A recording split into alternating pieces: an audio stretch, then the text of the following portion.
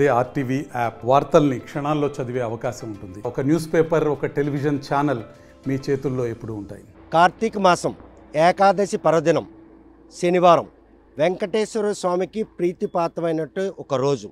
ఈరోజు ఆ వెంకటేశ్వర స్వామిని దర్శించుకుంటే తమను కోరిన కోరికలు తీరిన భక్తుల తాలూకా అపార నమ్మకం. ఈరోజు భక్తులందరినీ కాశీబుగ్గలో కొలువు తీరినటువంటి వెంకటేశ్వర స్వామి ఆలయాన్ని దర్శించేందుకు ప్రేరేపించింది.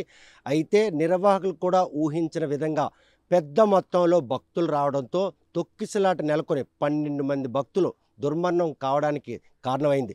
ఈ ఘటనపై ప్రస్తుతం క్షేత్రస్థాయిలో ఈ తొక్కిసలాట ప్రధాన కారణం ఏంటి, ఇంత పెద్ద మొత్తంలో ఆలయానికి భక్తులు వచ్చారని, తదనుగుణంత రహదారులు ఉన్నాయా, అసలు ఈ ఆలయం దగ్గర జరిగినటువంటి ఘటనపై ప్రాథమిక దర్యాప్తు చేసినటువంటి జిల్లా అగ్నిమాపక అధికారి మోహన్ గారు మనతో చూస్తే కనుక ఇక్కడ ఒక దేవాలయం ఉంది, ఇంతమంది భక్తులు వస్తారన్న పరిస్థితి ఇక్కడికి వచ్చినంత వరకు ఎవరికి కూడా తెలిసే పరిస్థితి లేదు.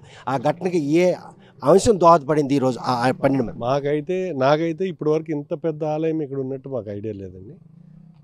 మా స్టేషన్ వరకు ఏమి సోమేశ్వరరావు మీకు ఐడియా ఉంటుంది కదా, ఇక్కడ ఒక టెంపుల్ ఉందని తెలుసు. కానీ ఇది గత 5 సంవత్సరాల నుండి కన్స్ట్రక్షన్ అయింది, కానీ 1 ఇయర్ నుండి ప్రాచుర్యంలోకి వచ్చింది.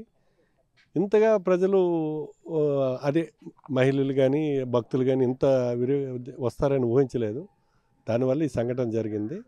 ఇక్కడ మరి నిర్వాహకులకు అంటే ఎంతమందిని పెట్టగలిగారు, ఏంటి క్రౌడ్ని కంట్రోల్ చేయలేకపోయారా ఏంటి అనేది పూర్తి వివరాలు దర్యాప్తులు తేలుతాయి. ఇవన్నీ తేలాలి. అంటే క్షేత్రస్థాయిలో మీరు చూశారు, తొక్కిసలాటకు దారితీసిన ఏ పరిణామం అనుకోవచ్చు? భక్తులు ఆతృతగా స్వామి ఏంటంటే ఇప్పుడు యాక్చువల్గా వెళ్ళే మార్గం దగ్గర ఖాళీగా ఉంది, వచ్చే మార్గం దగ్గర ఈ వెడల్పు ఎక్కువ ఉందని చెప్పేసి అందరూ పులమని ఇటు నుండే వెళ్ళినట్టున్నారు.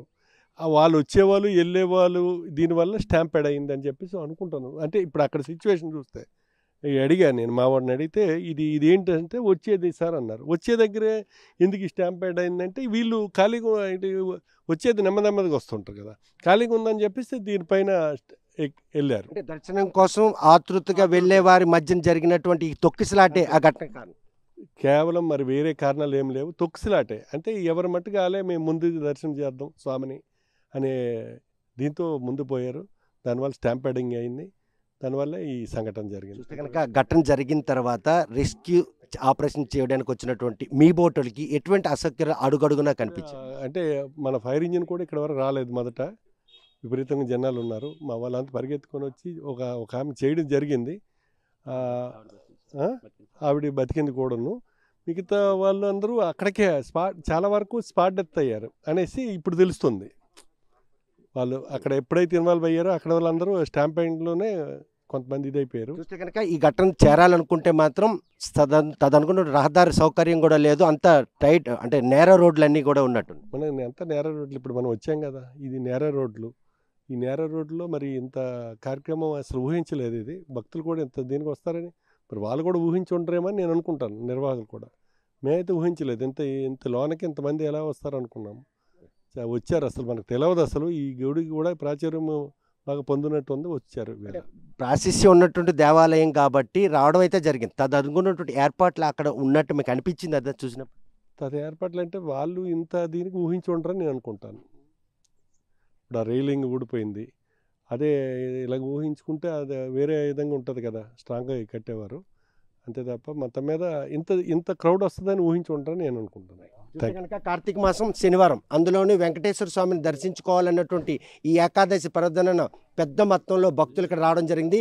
మరోవైపు చూస్తే ఈ దేవాలయంలో దేవుణ్ణి దర్శించుకునేందుకు మాత్రం ఇక్కడ ఎటువంటి టికెట్ లేకపోవడంతో సుదూర ప్రాంతాల నుండి పెద్ద మొత్తంలో భక్తులు రావడం జరిగింది. వెళ్ళే దారిలో మాత్రం తొక్కిసలాట జరిగింది. తిరిగి వచ్చే భక్తుల దగ్గర మాత్రం ఖాళీగా ఉన్నప్పుడు కూడాను ఒక్కసారిగా పెద్ద మొత్తంలో భక్తులు లోపలికి వెళ్ళే క్రమంలోనే ఈ తొక్కిసలాట జరిగిందని మాత్రం ప్రాథమికంగా క్షేత్రస్థాయిలో పరిశీలించిన ఆయనకి మాత్రం స్పష్టమైంది. మరోవైపు ఫైర్ ఇంజిన్ కూడా స్పాట్లోకి చేరుకోలేనటువంటి ఒక నేరో రోడ్ అంటే ముందే ఆర్టీవీ చెప్పింది. ఈ దేవాలయ నిర్మాణంలో మాత్రం ఇంత పెద్ద మొత్తంలో భక్తులు వస్తారని తెలియకపోవడమే ఆలయ నిర్వాహకుల నిర్లక్ష్యం. ఈ రోజు మాత్రం ఈ తొక్కిసలాట్లో 12 మంది మృతికి మాత్రం కారణమైంది అనడంలో ఎటువంటి అతిశయోక్తి. పలాస నుండి వీడియో జర్నలిస్ట్ రామకృష్ణతో సత్యం, ఆర్టీవీ శ్రీకాకుళం. చరిత్ర సృష్టించినోడు ఇప్పుడు ఆ చరిత్రని తిరగరాయబోతున్నాడు. అబద్ధాల గోడల్ని బద్దలు కొట్టి నిజాలను రాగా మీ ముందుంచబోతున్నాడు. నిజమైన వార్తల కోసం వెంటనే డౌన్లోడ్ చేసుకోండి రా యాప్ని.